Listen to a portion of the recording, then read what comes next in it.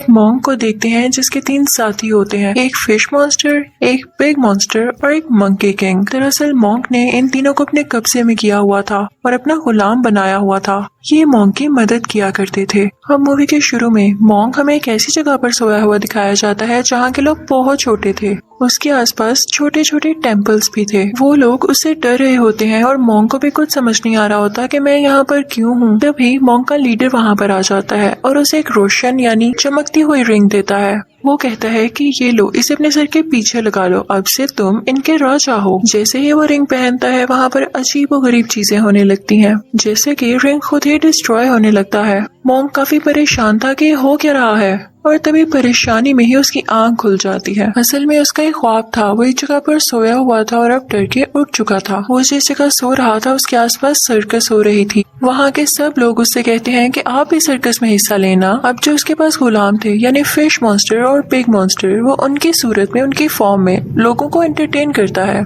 उस मॉन्स्टर को देख के एक बच्चा रोने लगता है और लोग कहते हैं कि ये कैसा मजाक है, हमें बिल्कुल मजा नहीं आ रहा। फिर मॉन्क एक दरख्त की तरफ इशारा करता है और कहता है कि देखो वहाँ पर मंकी किंग है। लेकिन वो मंकी किंग साहिब कुछ करने के बजाय दरख्त से नीचे ही गिर जाते हैं। लोग इस वजह से भी मॉन्क पर गुस्सा होते हैं और उसका मजाक उड़ाने लगते हैं कि तुम हमारे साथ क्या खेल खेल रहे हो, हमें तुम एंटरटेन करने वाले हो भी कि नहीं। मॉन्क कहता है कि थोड़ा हौसला रखो और उनसे मीठी मीठी बातें करके उन्हें अपनी तरफ कर लेता है। उसी दौरान मंकी किंग भी उठ जाता है और अपने बाकी साथियों यानी बिग मॉन्स्टर और फिश मॉन्स्टर से कहता है कि हमें मिलके कुछ करना होगा, तुम लोग मुझे मारना और हम इन लोगों को एंटरटेन करेंगे। लेकिन लोग अभी भी उनका मजाक उड़ा रहे थे तो इस बात पर बिग मॉन्स्टर को गुस्सा आ जाता है। वो उधर खड़ी हुई एक औरत पर अटैक करने की कोशिश करता है। लोग उसे पकड़ लेते हैं। मंकी किंग भी उसे मना करता है और कहता है कि ऐसा ना करो। वो फिर भी बाज नहीं आता तब मंकी किंग उसका ध्यान बटाने के लिए पूरी सर्कस खराब करने लगता है। वो हर चीज तबाह करता जा रहा था। मॉन्क उसे मना करता है लेकिन वो उस पर ही गुस्सा हो जाता है और अब तक बहुत देर हो चुकी थी क्योंकि पूरी सर्कस डिस्ट्रॉय हो चुकी थी। मूवी की असल कहानी तो अब यहाँ से शुरू होती है जब एक औरत अपनी माँ को एक एक्सोर्सिस्ट के पास लाती है। उसका कहना ये था कि उसकी माँ पर किसी का साया है। उसकी हरकतें कुछ ठीक नहीं लग रही थी क्योंकि वो वहाँ पर खड़ी तो बूढ़ी औरतों को कहती है कि ये मेरी बेटियां हैं। एक्सोर्सिस्ट इस बात पर बहुत हैरान होता है और फिर वो बढ़ता है उसकी माँ की तरफ ताकि वो उसका भूत या उस पर जो भी साया है उसको खत्म कर सके। लेकिन बहुत कोशिश करने के बाद भी उसे ऐसी कोई चीज नजर नहीं आती। तो फिर उसे पता चलता है कि असली मॉन्स्टर तो उसकी अपनी बेटी है, यानी वो लड़की जो अपनी माँ को इसके पास लाई थी वो मॉन्स्टर में बदल जाती है। उसकी बॉडी अजीब हो गई थी। वो सब पर एक किस्म का जाला फेंकने लगती है। उसके हाथ और टांगे काफी लंबी हो गई थी जैसे वो कोई स्पाइडर हो। वहाँ पर मौजूद सब लोगों को वो मारने लगती है। फिर सीन चेंज होता है और हम मॉन्क और मंकी किंग को एक साथ देखते हैं। मॉन्क मंकी किंग की बहुत पिटाई कर रहा होता है। वो उसे कहता है कि मैं तुम्हें इसलिए मार रहा हूँ ताकि तुम्हें हमेशा याद रहे कि कहाँ पर क्या करना है। वो कहता है कि तुम्हारा कुछ पता ही नहीं चलता, तुम्हें जब गुस्सा आ जाए तो तुम कोई भी चीज तबाह कर देते हो। जैसे तुमने सर्कस को तबाह किया था, तुम यहाँ भी कुछ न कुछ कर सकते हो। वो उसकी जुबान खींचता है, उसे पिंच करता है, उस पर थप्पड़ मारता है। साथ ही साथ वो मंकी किंग की पूरी बॉडी को ही हिट कर रहा था। यहाँ पर हम पास्ट का भी एक सीन देखते हैं जब मंकी किंग को एक जगह पर कैद किया हुआ था। वो कई साल वहाँ पर चेन्स में बंधा रहा और कैद रहा। मंकी किंग बेचारा ख्वाब में डर जाता है और उसकी आंख खुल जाती है। तो मॉन्क कहता है कि सो जाओ, कुछ भी नहीं हुआ, मैं तुम्हारे साथ हूँ।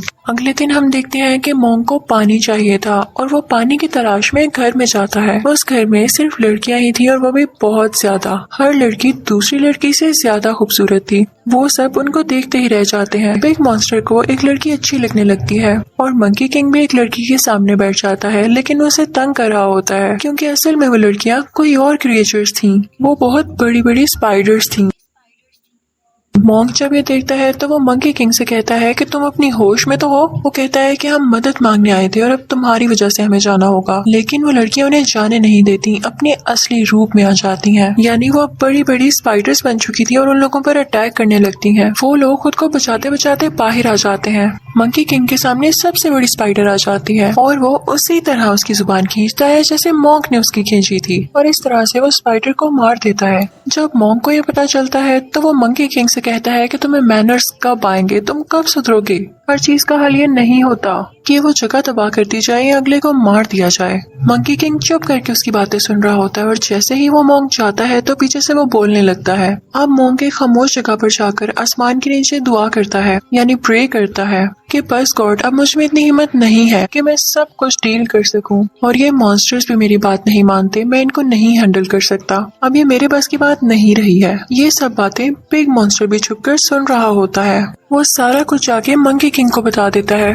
मंकी किंग को तो पहले ही गुस्सा था। वो कहता है कि जब मोंग हमसे खुश ही नहीं तो हम इसको मार देते हैं, तो वो उसे मारने के लिए आगे बढ़ता है। मोंग जब ये देखता है तो उसे रिलैक्स करने के लिए कुछ पढ़ने लगता है, लेकिन इस चीज का उस मंकी किंग पर अब कोई असर नहीं होता, क्योंकि वो अब उसकी गुलामी से आजाद हो गया था। अब वो उसका मजीद गुलाम नहीं था। मोंग उसे बचते बचाते दरख्त में फंस जाता है और उसे अपने काबू में करने की कोशिश करता है, लेकिन मंकी किंग अभी भी नहीं डरता उससे। तभी आसमान से कोई तेज रोशनी निकलती है, जिसे देखकर मंकी किंग डर के वहाँ से चला जाता है। दूसरी तरफ हम देखते हैं कि फिश मॉन्स्टर अपने असली रूप में आ चुका था, यानी वो एक बहुत बड़ी और एक खौफनाक फिश बन चुका था। ये सब उन स्पाइडर से लड़ाई के बाद हुआ। फिर हम देखते हैं कि मोंग अपने तीनों साथियों को लेकर किसी दूसरे मुल्क जाता है और वहाँ की रानी और राजा से मिलता है। उस मुल्क के लोग उन्हें देख के काफी हैरान हो रहे होते हैं, क्योंकि वो अजीबोगरीब मॉन्स्टर्स थे। रानी उनका बहुत अच्छे से वेलकम करती है। फिर वो लोग राजा से मिलते हैं तो राजा उन लोगों से कहता है कि हाँ, क्या लाए हो मेरी खिदमत में, मुझे किस तरह से एंटरटेन करोगे। तो मोंग और उसके साथी कहते हैं कि हम जानते हैं एंटरटेन करना, और ये कहते ही उसके सामने अजीबोगरीब हरकतें करने लगते हैं जो कि बिल्कुल भी फनी नहीं थी। राजा को ये देख के काफी गुस्सा आता है कि मुझे पागल बना रहे हैं। वो उन्हें अपने महल से बाहर निकाल देता है कि ऐसी हरकतें पागल करते हैं, अपना इलाज करवाओ जाकर। मोंग जब बाहर आता है तो उसे अपनी बहुत ज्यादा इंसल्ट फील होती है। वो मंकी किंग को फिर से मारने लगता है कि तुम लोग कोई काम ढंग से नहीं कर सकते हो, और फिर उसे एहसास होता है कि वो तो खुद था जो कि अजीबोगरीब हरकतें कर रहा था। तो वो खुद को कोसने लगता है कि मैंने हर बार मंकी किंग पर ही हाथ उठाया है। वो खुद को ही मारने लगता है और कहता है कि मैं आइंदा ऐसा नहीं करूंगा। वो जाता है और मंकी किंग के आगे झुक कर उससे माफी मांगता है। मंकी किंग उसे उठाता है और कहता है कि मैंने आपको माफ किया, अब हम दोस्त हैं। वो दोनों खुश हो जाते हैं और अब मिल के कहते हैं कि हम राजा के पास दोबारा जाएंगे, उससे भी माफी मांगेंगे और फिर उन्हें अच्छा सा एंटरटेन करेंगे। वो लोग अंदर जाते हैं तो उन्हें पता चलता है कि ये तो असली राजा है ही नहीं, असली राजा को इसने कहीं गायब किया हुआ है। मंकी किंग चाहते ही उसे थप्पड़ मारने लगता है ताकि वो गुस्से में आकर अपने असली रूप में आ जाए। जैसा वो लोग चाहते थे वैसा ही होता है, वो गुस्से में आकर अपने असली रूप में आ जाता है। उसका मुंह लाल हो जाता है और उसके मुंह से आग निकलने लगती है। असल में वो एक छोटा सा रोबोट था जो कि आग फेंका करता था। वो लोग उससे बहुत फाइट करते हैं और उस दौरान महल में जितने भी लोग थे वो बाहर निकाल दिए जाते हैं।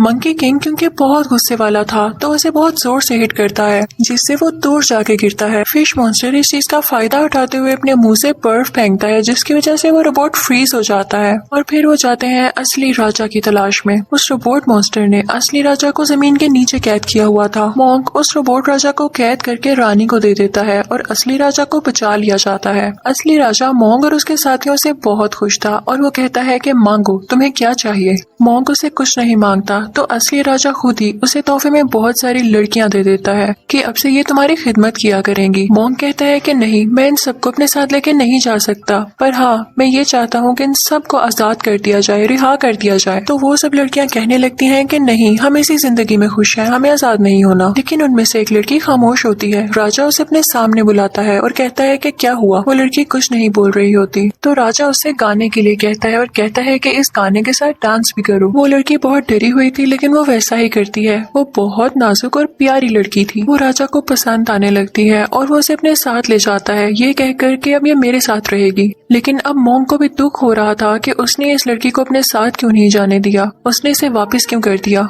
मोंग को दूसरी लड़कियां छोड़ने का कोई दुख नहीं था। मोंग अपने साथियों के साथ वहाँ से बाहर आ जाता है, लेकिन अभी भी वो उसको मिस कर रहा था। तो वो सोचता है कि मैं राजा के पास वापस जाऊंगा और उस लड़की को इनाम के तौर पर दोबारा मांगूंगा। राजा कहता है कि अब तो बहुत देर हो चुकी, ये मेरे साथ ही रहेगी क्योंकि मैं इसे पसंद करने लगा हूँ। मोंग बहुत उदास हो जाता है और उसकी उदासी देखते हुए रानी राजा से कहती है कि उसको ये लौटा दें। राजा उसकी बात मान लेता है और अब वो लड़की मोंग को दे दी जाती है। अब वो लड़की हर जगह उनके साथ साथ होती थी। मंकी किंग को देखकर बहुत गुस्सा आ रहा था कि वो लड़की मोंग के साथ इतनी अटैच क्यों हो रही है, क्योंकि उसे लगता था कि ये लड़की एक शैतान है, एक डीमन है। वो मोंग से कहता है कि मैं आपको ये बात बताना चाहता हूँ कि वो लड़की इंसान नहीं है और हमें नुकसान पहुंचा सकती है। वो इस चीज का सबूत ढूंढने के लिए कभी तो उस लड़की का ब्लड लेता है और कभी तो उसे हर्ट करता है, लेकिन मॉन्क उसे मना करता है। तो मंकी किंग कहता है कि ठीक है, अगर ये लड़की इंसान है तो इससे कहें कि हमें अपने गाँव लेकर जाए, हमें इसकी फैमिली से मिलना है। मॉन्क उस लड़की से ऐसा कहता है तो वो लड़की उन सबको अपने गाँव लेकर आती है, अपने घर वालों के पास। उस लड़की के घर वाले मॉन्क और उसके साथियों को बहुत अच्छे से ट्रीट करते हैं, और जब मंकी किंग कहीं से साबित नहीं कर पाता कि वो डीमन है तो वो गुस्से में आकर उल्टा उसके घर वालों पर ही अटैक करना शुरू कर देता है। मॉन्क उसे डांटता है कि तुम्हारा दिमाग खराब है, तुमने पहले भी एक लड़की को मार दिया जिसे मैं पसंद करता था। मंकी किंग सुनते ही वहाँ से चला जाता है और कहता है कि अब मैं लौट कर नहीं आऊंगा। अगले सीन में मॉन्क एक जगह पर उदास बैठा हुआ दिखाया जाता है। तभी वहाँ पर वो लड़की आती है और उसे पूछने लगती है कि आपको क्या हुआ है। तो मॉन्क उसको उस लड़की की बातें बताने लगता है जिसे वो पसंद किया करता था। वो लड़की उसकी बातें बहुत प्यार से और ध्यान से सुन रही होती है, तो मॉन्क को इसमें वही लड़की नजर आने लगती है। वो दोनों भी बातें कर ही रहे होते हैं कि वहाँ पर फिश मॉन्स्टर और पिग मॉन्स्टर आ जाते हैं और मॉन्क को बताते हैं कि मंकी किंग बहुत गुस्से में आया हुआ है, वो हर जगह फसाद फैला रहा है, हर चीज तबाह कर रहा है, और तो और उसने इस लड़की के माँ बाप को भी मार डाला, और अब उसका अगला शिकार है ये लड़की। वो लड़की भाग के अपने गांव में जाती है और मंकी किंग भी उसके पीछे पीछे आ जाता है। वो उसे मारने ही वाला होता है कि तभी वहाँ पर मॉन्क भी आ जाता है। वो मंकी किंग से कहता है कि तुम्हें गलत फहमी हुई है, इस लड़की का कोई कसूर नहीं है, इसे छोड़ दो। वो लड़की मॉन्क के पीछे होती है। अब मंकी किंग मॉन्क पर ही अटैक करने आ रहा होता है। तभी वो लड़की मंकी किंग के पाँव पकड़ लेती है और कहती है कि ऐसा नहीं करो, इसको नहीं मारो। लेकिन मंकी किंग उस लड़की को हिट करता है जिससे वो दूर गिरती है और अब वो उसे मारने के लिए आगे बढ़ता है, लेकिन तभी मॉन्क बीच में आ जाता है। वो रोड सीधा मॉन्क को लगती है। तभी वो लड़की रोने लगती है और कहती है कि हाँ, मैंने बोला झूठ, मैंने छुपाया तुम सबसे कि मैं एक शैतान थी, एक डीमन थी, क्योंकि मेरे साथ मेरी जिंदगी में बिल्कुल अच्छा नहीं हुआ। कुछ आदमियों ने मेरे साथ बुरा करके मुझे मार दिया, इसीलिए अब मैंने शैतान बनने का सोचा था, लेकिन मैं बुरी नहीं हूँ। ये सुन के मंकी किंग को और भी गुस्सा आता है और वो एक बहुत बड़ा गोरिल्ला बन जाता है और इसी के साथ वो मॉन्क को निगल लेता है, उसे खा लेता है। अब वो बड़े बड़े पहाड़ों पर चढ़ने लगता है, लेकिन उसके पाँव के साथ ही वो लड़की भी थी जिसने उसका पाँव मजबूती से पकड़ा हुआ था। अब वो एक ऊंची जगह पर जाता है, वो लड़की भी उसके साथ वहाँ आ गई थी। तभी वहाँ पर वो रानी और वो रोबोटिक डीमन भी आ जाता है। रानी मंकी किंग से कहती है कि मैंने जान के इस लड़की को इधर भेजा ताकि तुम लोगों में लड़ाई हो। रानी कहती है कि मैं तो चाहती ही यही थी कि ये चीज तुम्हें गुस्सा दिलाए और तुम मॉन्क को मार डालो। अब तुम मेरे गुलाम होगे और मेरे लिए काम करोगे। तो मंकी किंग भी मॉन्क का कोई इतना भी दुश्मन नहीं था, उसने अभी तक मॉन्क को खाया नहीं था, बस वैसे ही निकला था। वो ये सुनकर मॉन्क को बाहर निकाल देता है। वो अभी तक जिंदा था। मॉन्क बाहर आकर रानी से कहता है कि क्या आप हमें बेवकूफ समझती हैं, या आप समझती हैं कि इस दुनिया में सिर्फ आप ही एक अक्लमंद है। जिस तरह आपकी प्लानिंग थी इस तरह ये हमारी भी प्लानिंग थी। मंकी किंग शुरू से ही मेरी तरफ था और ये हमारा प्लान था कि वो वहाँ से नाराज होकर जाएगा ताकि आप लोगों पर ये इम्प्रेशन पड़े कि हमारी तो आपस में ही नहीं बनती। अब उन सब में फाइट शुरू होने लगती है और वो एक दूसरे का मुकाबला करते हैं। वो पिग मॉन्स्टर और फिश मॉन्स्टर उस रोबोटिक डीमन को दोबारा से वैसे फ्रीज करके तोड़ देते हैं और अब मॉन्क और उस रानी में लड़ाई चल रही थी। रानी फौरन से पानी में जाती है और बुढ़ा का स्टैचू बाहर निकाल लाती है। मंकी किंग भी उस पर मुसलसल अटैक कर रहा था क्योंकि वो जानता था कि ये एक डीमन है और बुढ़ा एक अच्छे इंसान थे और वो अपनी पावर कभी भी एक डीमन को नहीं दे सकते। मंकी किंग अपनी स्टिक निकालता है और पानी में चला जाता है, लेकिन जैसे ही वो पानी में जाता है उस जैसे दो स्टैचूज और बाहर आ जाते हैं और मंकी किंग पर अटैक करने लगते हैं। मंकी किंग को समझ नहीं आ रहा होता कि बुढ़ा उस डीमन की मदद क्यों कर रहा है। वो बहुत ज्यादा जख्मी हो जाता है, लेकिन तभी एक बड़ा सा हाथ पानी से बाहर आता है जो कि रियल यानी असली बुढ़ा का था। वो उन तीनों स्टैचूज को डिस्ट्रॉय कर देता है और मंकी किंग की जान बचा लेता है। उन स्टैचूज के डिस्ट्रॉय होने के बाद वो रानी मंकी किंग के हाथ में आके गिरती है, तो तब बुढ़ा की आवाज आती है कि अब सुधर जाओ। उस रानी को कुछ होने लगता है, वो अचानक से गोल्डन ईगल में बदल जाती है जो कि उसका असली रूप था और फिर बुढ़ा उसे अपने साथ ले जाते हैं। दूसरी तरफ हम देखते हैं कि वो प्यारी लड़की जो कि डीमन थी और मॉन्क के साथ थी, वो पूरी तरह से इंजर्ड हो चुकी थी और वो मरने ही वाली थी। तभी वो मॉन्क से कहती है कि तुम मुझे रिहा कर दो, इस दुनिया से आजाद कर दो क्योंकि मैं एक डीमन हूँ। तो मॉन्क इस दुनिया की और उसकी भलाई के लिए उसे आजाद कर देता है, जिसके बाद वो गायब हो जाती है। इस मूवी के एंडिंग सीन में हम देखते हैं कि वो चारों एक सहरा में कहीं जा रहे होते हैं। तभी मॉन्क मंकी किंग में उस लड़की को देखता है जिसे वो पसंद करता था, क्योंकि मंकी किंग के सर पर जो बेल्ट थी वो उसी लड़की की थी। वो उसे वो बेल्ट मांगता है लेकिन मंकी किंग उसे नहीं देता और इसी तरह ये लोग शरारतें करते हुए एक दूसरे से लड़ते हुए चलते रहते हैं। इसी के साथ ये मूवी भी एंड हो जाती है। Thank you for watching.